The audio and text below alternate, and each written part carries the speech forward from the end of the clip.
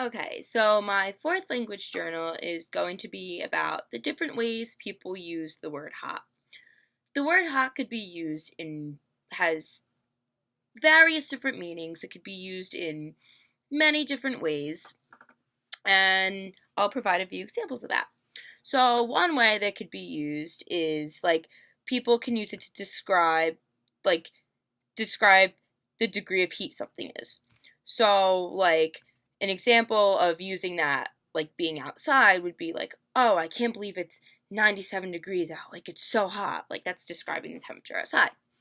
Another way you could describe it is like with food.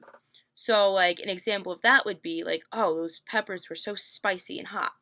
But what I notice is, like, when you eat something spicy, like this like the spice like the physical like the food isn't physically hot, but like the spicy taste, like you could describe that as being hot also.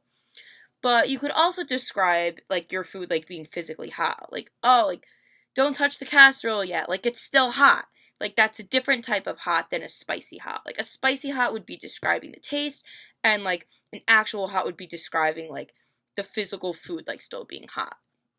Um Another way like you could use the word hot is to describe how like physically attractive someone is. And that's more of like the informal way to use it. Like, oh, like she looks so hot in that dress tonight. Like that's an informal way to use the word hot. Or you could use it to describe like trends, or like, oh, like those shoes are so hot, like they're so in style. And that's more of like an informal way to use it.